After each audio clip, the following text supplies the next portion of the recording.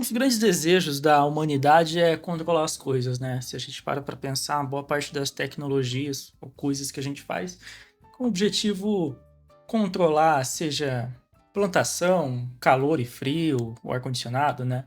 E uma dessas coisas que acho que a gente não reflete tanto é o vento, né? Será que a gente consegue controlar o vento?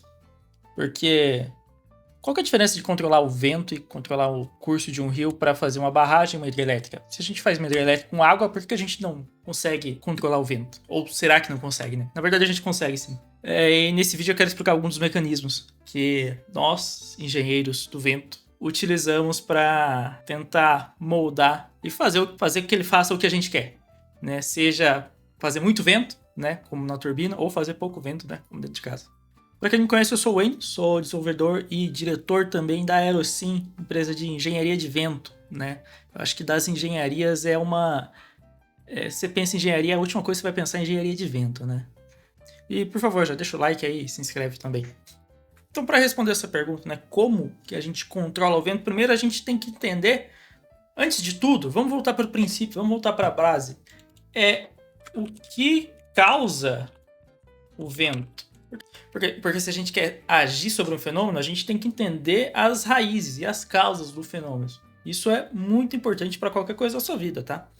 Então, quando a gente volta aqui, quando a gente pensa, putz, está ventando muito, não está ventando, o que faz isso? E esse é um assunto que a gente aprende em física, em Navier-Stokes, em fenômenos de transportes.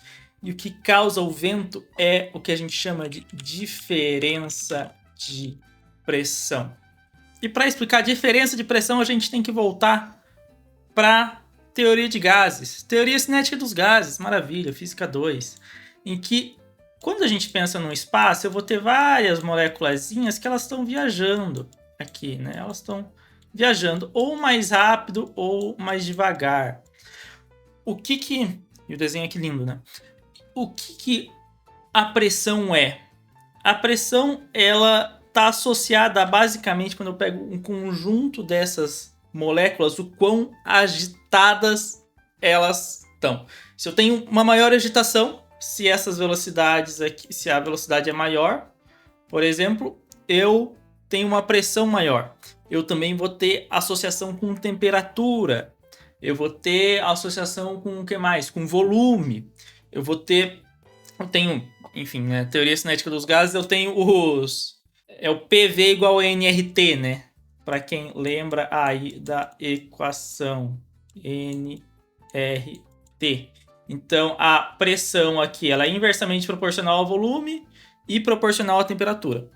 Mas enfim, isso é a pressão. E o que é a diferença de pressão? Né? O que isso faz? Imagina que eu tenho outra caixinha aqui, ó, em que eu tenho muito menos moléculazinha. Nessa daqui eu vou ter várias aqui, moléculazinhas viajando, e essa daqui eu tenho bem pouquinho, né?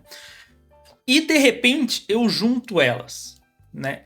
A pressão dessas duas, elas estão em diferentes pressões. Isso daqui a gente vai falar que tem uma pressão mais baixa, isso daqui vai ser uma pressão mais alta, né? Uma pressão alta.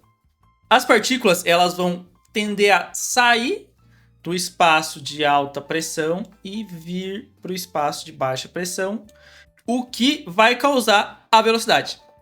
E é isso que causa o fluxo. É a diferença de pressão. Isso é muito importante. Isso vem da teoria cinética dos gases, olha. E isso vai causar, né, essa movimentação e vai tender a equalizar a pressão em todo o espaço, né? Então, por exemplo, quando você pega e enche uma bexiga, basicamente, né, e você depois solta ela sai voando, né, porque a pressão dentro da bexiga é maior do que a pressão por fora. No caso da bexiga, acho que está associado principalmente à temperatura. Porque o ar que sai da nossa boca é quente, né? Então, com isso, a gente aprendeu os mecanismos, né? A gente vai ter aqui a temperatura e vai ter também o volume. A gente tem duas coisas que a gente consegue trabalhar. O NR, o N acho que é número de partículas, e R eu não lembro o que é, acho que é uma constante. E agora que a gente sabe a causa, a gente consegue entender então o que eu tenho que atuar para fazer ventar. Se eu quero que vente algum espaço, então quer dizer que eu preciso de diferença de pressão entre os dois espaços. Se eu quero que o vento ele passe de uma sala para outra, eu preciso que essas salas tenham pressões diferentes. Como que eu ajo na pressão? Posso agir por meio de volume, que é um pouco difícil. Posso agir por meio de temperatura ou posso ir para mecanismos de aerodinâmica e mecanismos de escoamento. Que aí a gente entra também em mecânica dos fluidos. Em mecânica dos fluidos, né? Quando eu digo isso, eu estou falando basicamente da grande equação de Navier-Stokes, uma das equações mais famosas da humanidade, em que vai pegar todo esse comportamento de gás, vai aplicar leis de continuidade, basicamente, e vai colocar essa equação aqui, digamos assim, a equação ideal dos gases, né, em um sentido macroscópico. Dá para provar que você consegue chegar da teoria cinética dos gases para Navier-Stokes. O nome disso é expansão de Chapman-Skog. Não é o tema do vídeo, mas basicamente isso daqui traduz leis de continuidade macroscópicas associando velocidade, pressão, forças, volume enfim, derivada, integral e afins. Viscosidade também. E com isso daqui, eu consigo basicamente simular escoamentos, né? Eu consigo fazer como que é o escoamento ao redor de um prédio, como que é o escoamento ao redor de uma estrutura. Eu consigo fazer essa simulação. E nessa simulação eu vou ter diferenças de pressões. E eu consigo usar essas diferenças para tentar controlar o vento. Então perceba, eu tenho temperatura, volume e agora eu ganho mais um mecanismo que é a própria dinâmica dos fluidos, o próprio escoamento dos fluidos para gerar diferenças de pressão para fazer com que ou vente ou não vente, né? E agora, armado disso, a gente consegue criar os nossos mecanismos. Uma das primeiras coisas, o primeiro exemplo que eu vi esse final de semana, inclusive, é que minha esposa estava deitada no quarto e daí eu abri a porta, quando eu abria a porta, ventava. O vento canalizava e, tipo assim, eu sentia o vento passando e o quarto esfriando, né? E daí eu fechava a porta, parava de ventar. E o que causava isso? Diferença de pressão. Mas por quê? Eu moro em apartamento. E eu já vou... E deixa eu desenhar aqui, né?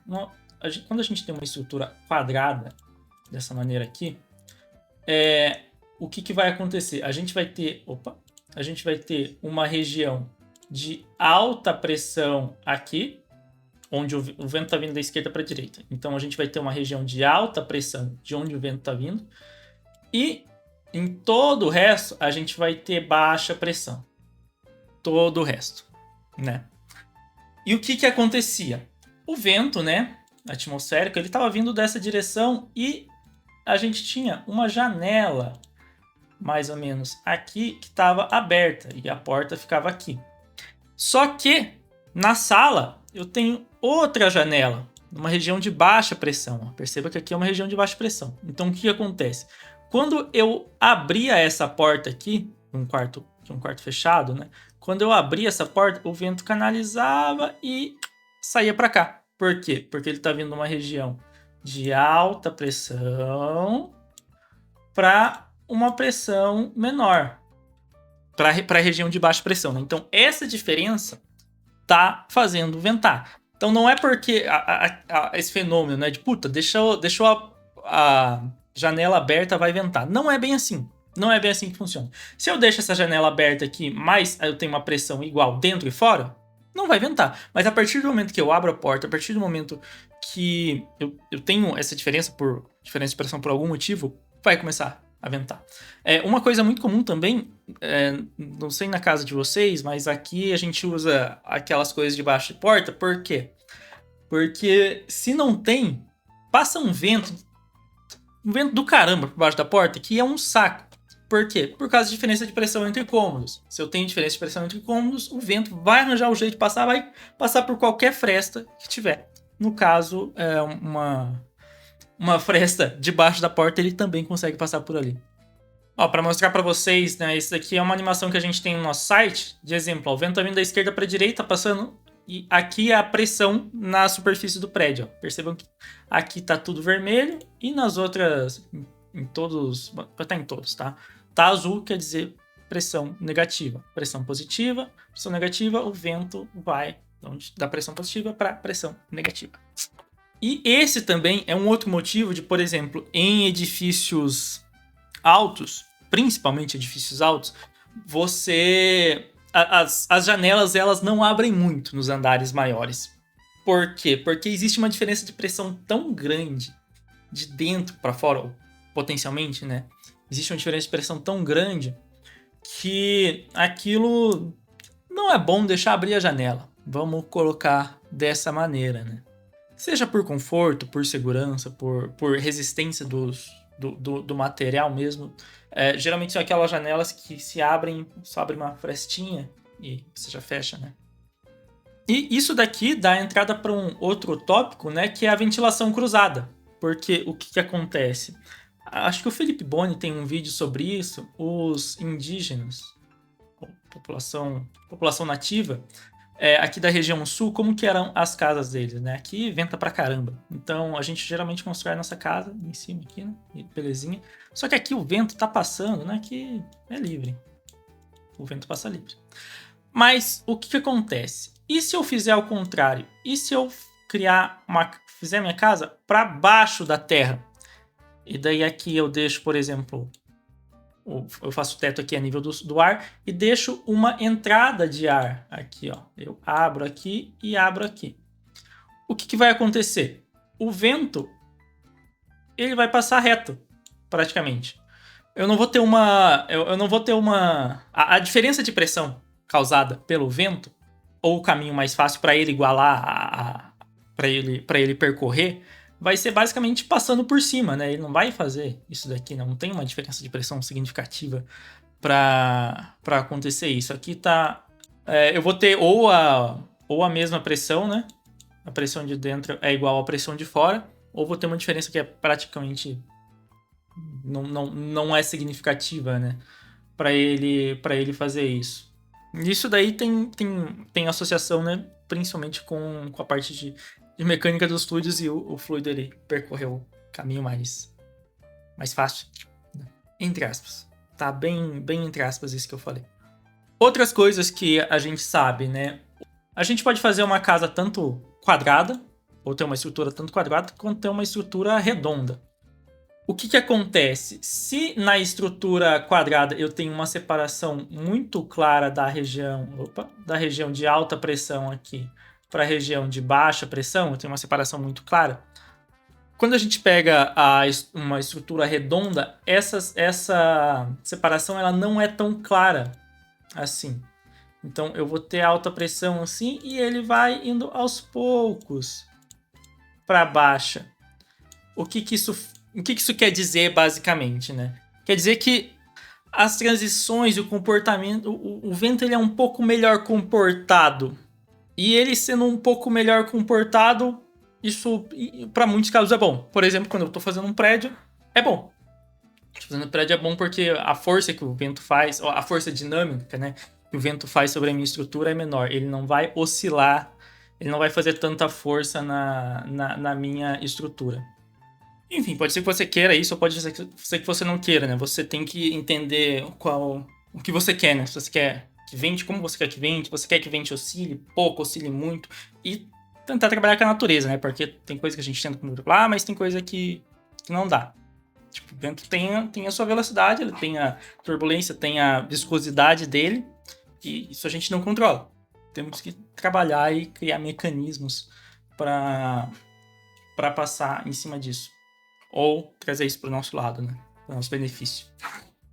Ó, aqui uma animaçãozinha legal, né? Mostrando, tipo assim, como o comportamento da esfera ele é bem melhor comportado do que o comportamento de um quadrado, né? Tem uma separação aqui bem clara e a geração de vórtice aqui bem pequenininha, quanto na esfera. Não é tão bagunçado, digamos assim, em termos técnicos, né? Bagunçado quanto é no quadrado. E aqui eu tentei trazer para algumas aplicações do dia a dia, mas na verdade a gente já faz isso faz um bom tempo. Porque na verdade, o que é aviação? Aviação é isso, tá? Aviação é você controlar o vento. Por que um avião voa, né? Eu tenho a asa do meu avião lá. Por que ele voa? Bem, basicamente porque eu tenho uma pressão aqui embaixo, positiva. Eu tenho pressão negativa. Eu faço o formato da minha asa para isso, né? E essa força que essa diferença de pressão faz aqui, a diferença de pressão entre a parte de baixo e a parte de cima, sustenta o avião. É por isso, sabe? Ah, por que sustenta o avião? Porque sustenta, porque você simula e você bota o avião e ele sai voando.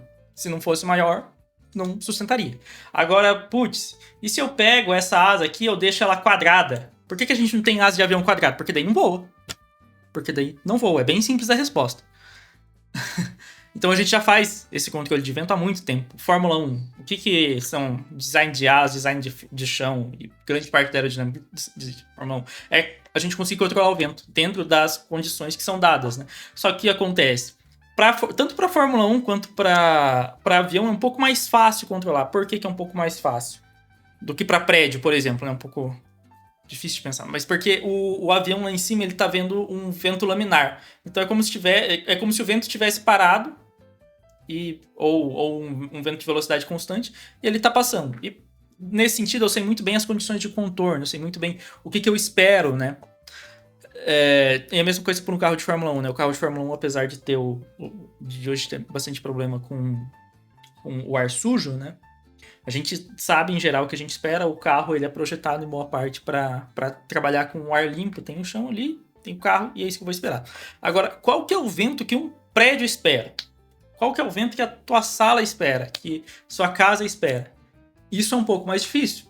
Porque pode ter tempestades, podem ter fenômenos climatológicos, pode ser o vento comum. O vento pode vir de várias direções, não só uma. Então, nesse sentido, acaba sendo um pouco mais difícil a gente conseguir controlar o vento. Por isso que, enfim, a engenharia de vento é uma área bem complicada e envolve conhecimento de várias matérias. Vai envolver climatologia, mecânica dos fluidos, questão de modelagem, estudo de rugosidade de terreno, efeito de vizinhança, enfim, tem muita coisa em engenharia do vento, muita coisa dentro dessa área. E é uma área muito legal. Super interessante, e agora com os eventos climáticos ficando cada vez piores, né, a relevância principalmente para a área de construção, para a área de arquitetura e área de urbanismo, né, vem se tornando cada vez maior. Prédios altos também, né, prédios altos e galpões ali na empresa. A gente atende muito prédio alto, muito galpão. Para estudar, por exemplo, em prédios altos é principalmente o efeito de desprendimento de vórtice, né, o que faz o prédio balançar. E a gente tem que levar isso em conta para, sei lá, a partir de 25, 30 pavimentos já tem um efeito legal. E para galpões, porque boa parte dos galpões são construídos no que a gente chama de terrenos ruins, que são perto de taludes. Quando o vento vê um talude, ele acelera. E essa aceleração ela tem que ser considerada na norma, é o fator S1 da norma, da NBR 1023. E o que é feito é basicamente um estudo, né, para calcular esse fator e atualizar o fator da norma, considerando todo o projeto de terraplanagem, todo o terreno vizinho também. Então, para recapitular, né, a gente basicamente partiu de eu quero controlar o vento para lembrar teoria cinética dos gases. Teoria cinética dos gases, a gente vai para física 2. A gente descobre que a gente tem temperatura, volume, mecânica dos fluidos para controlar o vento, e aqui alguns casos, né? E mais importante de tudo, né, o que causa o vento é a diferença de pressão. É a diferença de pressão. Então, se a gente consegue controlar a pressão e controlar a diferença de pressão, a gente consegue controlar o vento.